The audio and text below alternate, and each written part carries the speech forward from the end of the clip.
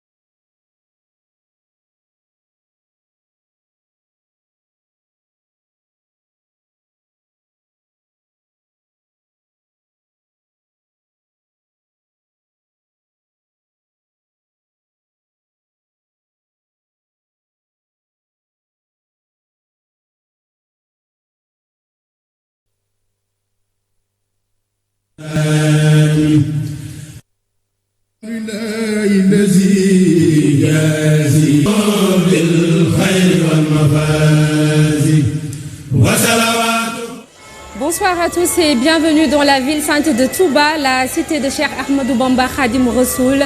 C'est un plaisir de vous accueillir pour ce journal consacré au Grand Magal de Touba.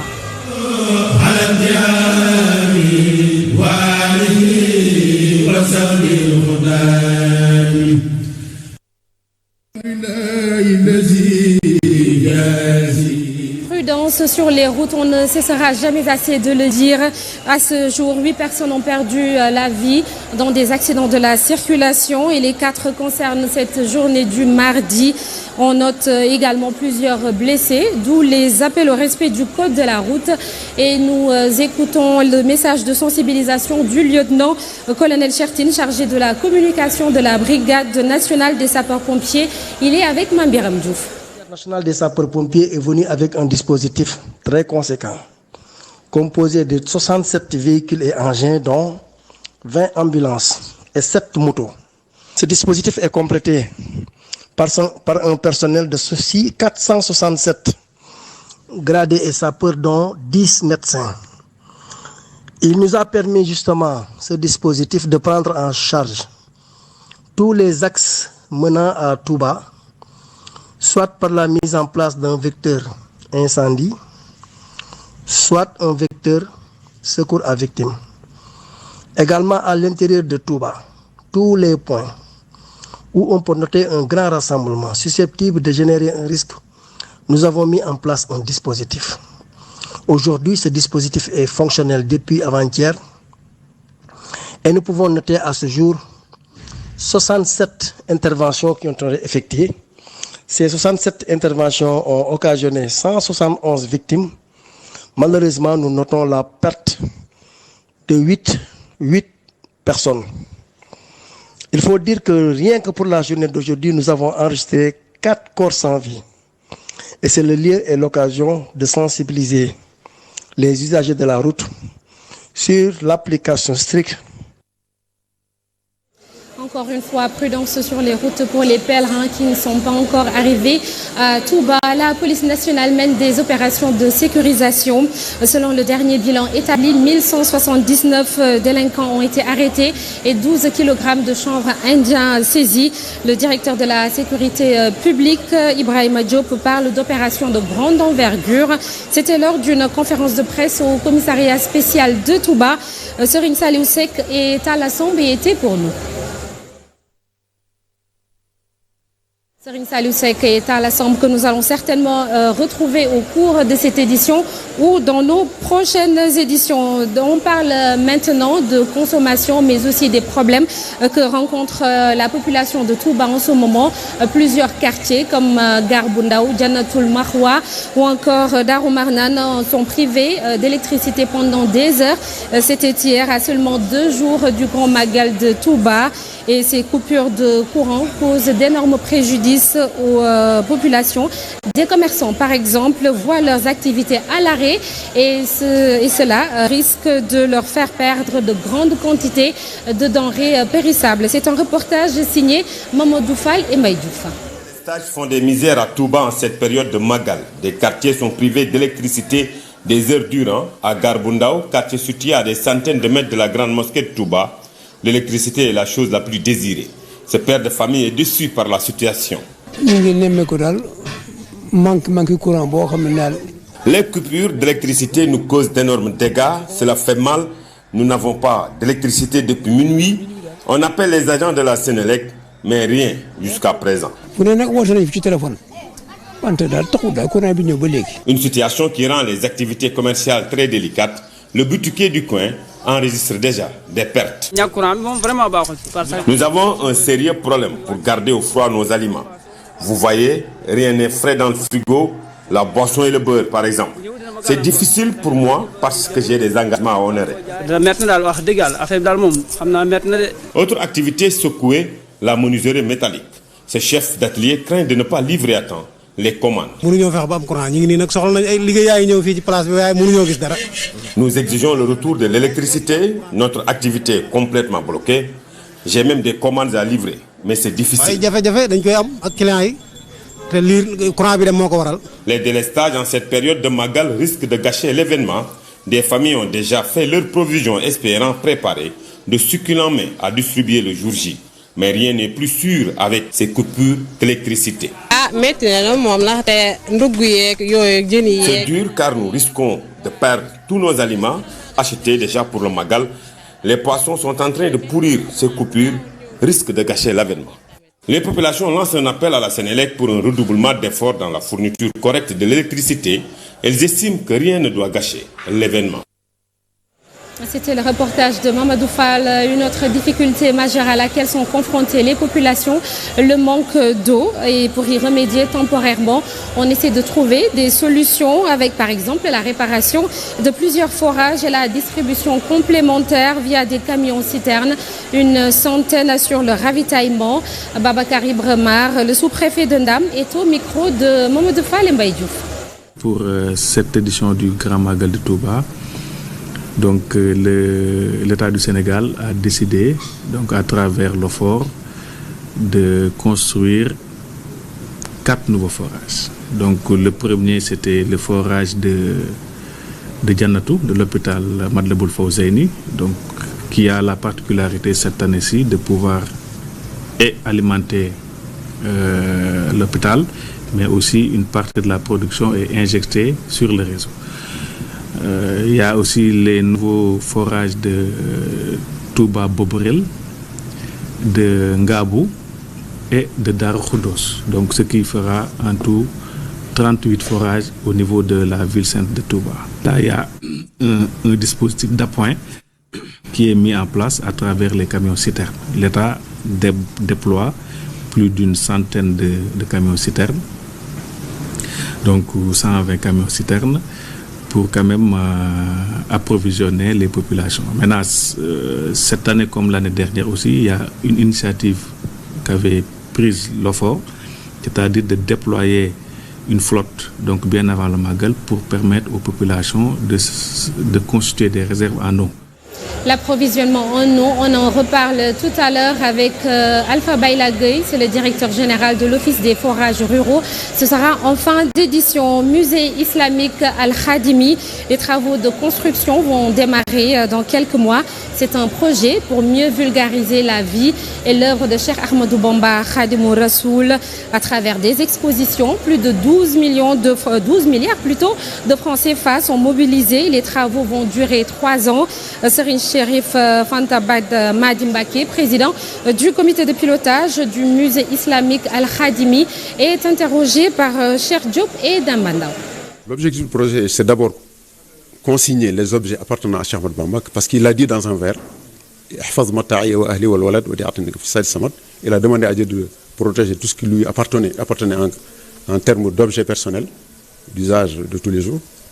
Ensuite, c'est tout ce que je viens de dire, c'est-à-dire cette partie d'Urbelloise va être mise en exergue à travers ce musée pour montrer que le mouridisme a participé à ce qu'on appelle l'essor de l'art des pays de l'islam ou des arts islamiques. Les travaux ont commencé depuis quelques mois et ils continuent dans une bonne dynamique. De 2 à 3 ans, compte tenu de l'espoir que nous plaçons en Cheikh Ahmadou Bamba, et je sais qu'avec l'aide de Serigne Mountakha, avec ses prières, c'est faisable et réalisable. Le projet se chiffre entre 14 et 15 milliards. On parle à présent de la visite de la délégation du groupe Futur Média chez le Khalife général des Mourides.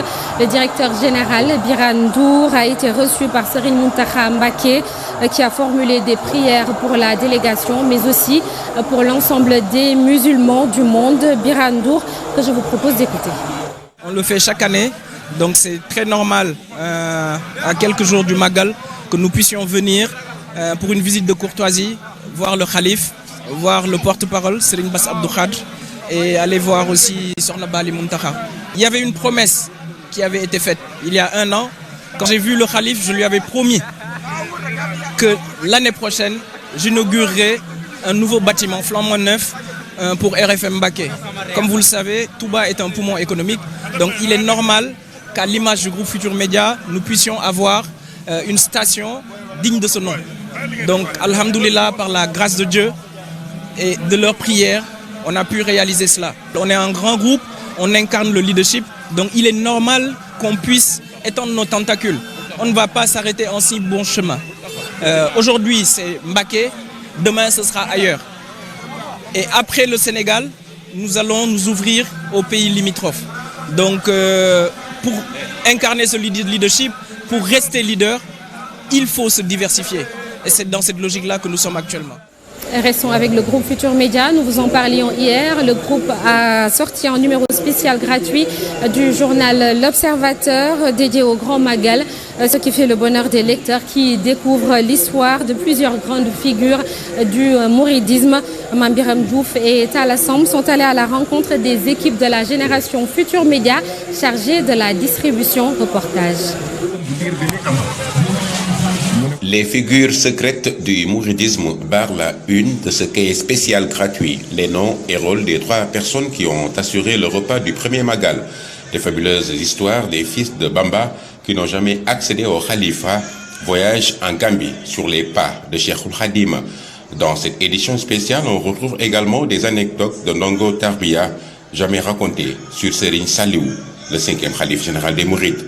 Ainsi, des articles très fournis, riches en enseignements pour donner aux lecteurs des informations de taille, ce qu'ils apprécient. Ça me permettra d'avoir des informations sur ces figures du mouridisme et je ne suis pas la seule à avoir ce privilège d'ailleurs. Je suis vraiment content et je remercie tout le groupe GFM. La distribution faite sur plusieurs sites à Touba, comme ici aux alentours de la Grande Mosquée, distribution assurée par les équipes de la génération Futur Média. C'est devenu une tradition et nous, génération Futur Média, tâchons à chaque fois d'être prêts et d'accompagner les pèlerins dans cette découverte de l'édition spéciale. Les équipes sont réparties de manière à avoir une plus large distribution à Touba. La constance dans la démarche de l'observateur avec cette touche de toujours relever le défi chaque année va droit au cœur cette dame. À lire donc D'autres sujets, comme ces portraits croisés de Serigne Ahmadou Rokhaya Fall et Mamor Anta Sali, il était une fois Cheikh Ibrahima Sarr Ndiagne Borom Diazaka, l'ami et lieutenant du Cheikh, ou encore Serigne Bass Abdou Khadre, le Grand Magal et les spécificités des 4 khalifes de Bamba qu'il a eu. Merci à la Génération Futur Média, une association qui regroupe des auditeurs, téléspectateurs et lecteurs, internautes également, du groupe Futur Média. Nous vous l'annoncions tout à l'heure, nous recevons sur ce plateau le directeur général de l'Office des forages ruraux, Alpha Bayla Gueye. Bonsoir Monsieur Gueye. Bonsoir Madame Gueye. Alors, Monsieur Gueye, hier, vous avez tenu une réunion de suivi des engagements pris par les services de l'État concernant le Grand Magal de Touba, une réunion qui a été présidée par le ministre de l'Intérieur, Antoine Félix Diome. Qu'est-ce qu'on peut retenir de cette réunion, sachant que plusieurs quartiers sont confrontés à une rupture dans l'approvisionnement en eau? Alors, vous me permettrez d'abord de saluer respectueusement l'ensemble de la communauté, avec une inflexion particulière au Khalife général Serigne Mountakha Khadimou Rassoul, et saluer également l'ensemble de vos téléspectateurs. Alors, bien entendu, hier nous étions justement à la réunion d'évaluation, qui est une réunion en fait de mise au point. Ce qu'il faut rappeler, c'est qu'à l'approche de chaque Magal, nous participons à une série de réunions préparatoires pour établir un plan d'action qui prend appui principalement du diagnostic qu'on avait fait l'année précédente. Et sur cette base, nous avions établi un plan d'action autour de 5 points. D'abord la production, le stockage, l'entretien des ouvrages, les dispositions d'appoint et l'extension du réseau. Alors, le gouverneur effectivement a fait le point hier et l'OFOR était pratiquement à jour sur l'ensemble de ses composantes. D'abord sur la production. Sur la production, l'année dernière, on tournait autour de 34 forages avec une production cumulée de 125 000 m3. Cette année, nous avons rajouté 4 forages additionnels, donc d'une capacité globale de 14 000 m3. Donc, ce qui fait que nous avons une production maximale de 140 000 m3. Les 4 forages, c'est le forage de l'hôpital Matlaboul Fawzeyni, qui a cet avantage de servir l'hôpital, mais avec sa production importante, en fait, touche également le quartier de Ndamatou. Nous avons les 2 forages de Boborel et de Ngabou, et également le forage de Daro Koudous, parce que Daro Koudous, l'année dernière, souvenez-vous-en, nous avions beaucoup de difficultés dans cette zone. Oui. Donc, ces 4 forages-là ont été mis en service, donc dans les délais qui étaient impartis. Et aujourd'hui, nous sommes en train d'aller sur le terrain pour voir les quelques corrections à faire en termes de maillage pour optimiser la production. Pour ce qui concerne le stockage, vous savez que nous avons ici un dispositif spécial oui, qui tourne autour, par exemple, des réservoirs au sol. Nous avons 5 réservoirs de capacité. Il y a 2 réservoirs de 6 000 m3 qui sont sur la route de Djouroul et le réservoir de Tindodi. Il y a 2 autres réservoirs qui sont à Darou Karim et à Darou Tanzil de 2000 m3 et un réservoir de 800 m3 à Andam. Ces réservoirs-là, nous les avons nettoyés, nous avons pu charger ces réservoirs et nous les avons fermés. Alors, nous avons aussi pris cette option de stocker à peu près 5400 m3 autour de 8 châteaux d'eau qu'on a identifiés, qui sont les châteaux d'eau les plus dimensionnés. Et dans ces châteaux d'eau-là, les forages font du refoulement direct. Alors, l'idée, c'est qu'à l'approche de la fête demain, à partir de 10 h, nous allons démarrer ce que nous appelons un lâchage progressif. Donc, à partir de 10 h, nous allons commencer à injecter ce stock-là de manière continue sur toute la journée. Ce sera dans le réseau ou bien? Dans le réseau. Il y en a 2 qui sont connectés au réseau et il y en a 2 autres qui sont des réservoirs dédiés en fait aux camions avec des potences.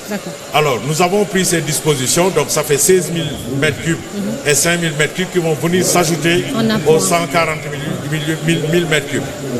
Également, nous avons procédé avant le Magal à l'entretien et au relèvement, parce que vous savez que les forages, des fois, d'une année à une autre, peuvent s'essouffler. Nous avons changé les pompes, changé également certaines colonnes. Absolument, ça. Ce qui fait qu'aujourd'hui, avec le dispositif d'appoint, les camions et les bâches à eau, nous pensons avoir respecté l'ensemble de nos engagements. Maintenant, il est important de noter que ces événements-là, c'est que Touba, d'abord, c'est le deuxième bassin humain à part Dakar. Oui. Mais nous allons recevoir 4 à 5 fois le nombre d'habitants. Donc, l'année dernière, on était autour de 4 millions, 5 millions. Cette année aussi, ça va encore s'amplifier. Oui. Alors, il est normal qu'à l'approche, qu'il y ait un stress hydrique. C'est-à-dire que, parce que chacun est en train d'essayer de charger son bassin domestique. Mais dans certains quartiers, on parle totalement d'absence d'eau. Les robinets ne coulent pas, il n'y a pas d'eau dans certains quartiers. Il faut quand même relativiser. Parce que quand on vous entend, on a vraiment l'impression que vous avez pris toutes les dispositions nécessaires pour que les populations ne manquent pas d'eau. C'est pourquoi je suis en train de vous expliquer que ce n'est pas aussi simple que ça. D'accord. Parce que recevoir, il y a des maisons où il n'y avait personne, où aujourd'hui il y a à peu près 40 ou 50 personnes. Donc ce n'est pas un exercice, c'est une grande manœuvre. Toutes ces dispositions-là, avec un lâchage progressif, le renforcement de la production, c'est pour être au rendez-vous. Donc ça veut dire que nous appréhendons déjà des difficultés liées à l'approvisionnement en eau. Mais il est clairement établi que partout où on a mis de nouveaux forages, moi-même j'ai été sur le terrain tout à l'heure avec les équipes pour faire des enquêtes de satisfaction. Rentrer dans des maisons. À Darou Khoudous, par exemple, on a rencontré le chef de quartier. Il y a une nette amélioration. Oui, il y a une nette amélioration. Mais il y a des zones où il y a des dysfonctionnements qui relèvent principalement en fait de comment le réseau a été structuré autour de ces zones-là. Par exemple, nous sommes allés dans un quartier où sur une route principale, ceux qui étaient à gauche, ils avaient de l'eau et ceux qui étaient à droite n'en avaient pas. Et lorsqu'on a interrogé... Est-ce que c'est lié au branchement anarchique, mais également aux agressions que subit le réseau parfois? Bien entendu. Vous savez que la différence entre le milieu rural et le milieu urbain, c'est que le milieu urbain, nous avons une culture hydraulique qui est clairement établie. À Dakar, par exemple, personne n'ose aller faire un piquage sur le réseau de Sen'Eau. Bon, mais ici, ce n'était pas encore organisé, ce qui fait que chacun prenait le plombier du coin pour faire ses rabattements. Et du coup, il y avait un manque de respect des normes, etc., qui font qu'on soupçonne beaucoup de fuites sur le réseau. Mais ce qui est important, madame, je le rappelle encore une fois, cet événement est un événement mondial. Nous avons beaucoup de gens qui vont affluer ici. Ce qui est important, c'est les réponses qu'on a apportées aux difficultés. Les Magal précédents ont été tenus. Les gens ont fait le Magal correctement. Cette année aussi, ce Magal se tiendra, Inch'Allah. Et l'OFOR donne l'assurance à tous les pèlerins d'être à leur côté jusqu'au jour en fait, où ils vont quitter cette ville sainte. Et nous avons mobilisé à peu près 60 personnes. L'ensemble de nos ingénieurs qui sont dans les régionales, donc divisions régionales, sont aujourd'hui à Dakar, autour de ces forages, pour veiller au grain. C'est-à-dire qu'aujourd'hui, ce qui est important de relever, c'est que l'ensemble des ouvrages sont en production. Le dispositif d'appoint est en train d'être mis en œuvre et nous allons tout faire pour que chacun puisse être confortable. On ne peut pas avoir le même confort que lorsqu'on est chez soi, mais au moins qu'on puisse passer ces 48 heures-là dans de bonnes conditions. Alors, Monsieur Gueye, il y a un cadre de concertation qui a été mis sur pied et qui regroupe des acteurs autour de l'eau et de l'assainissement. Comment se passe le travail avec les autres structures qui sont concernées par ce cadre? Ce qu'il faut relever, c'est que depuis les 2-3 dernières années, avec le comité d'organisation, en tout cas pour ce qui concerne Touba, nous sommes en parfaite intelligence. C'est que tous ces plans d'action-là, c'est des plans d'action qui sont partagés avec l'ensemble des acteurs. Le gouverneur, le sous-préfet, le préfet, le sous-préfet, le comité d'organisation et le ministère religieux ici aussi, on discute beaucoup avec eux. Donc pour voir est-ce que les options stratégiques de l'OFOR sont bonnes et pertinentes.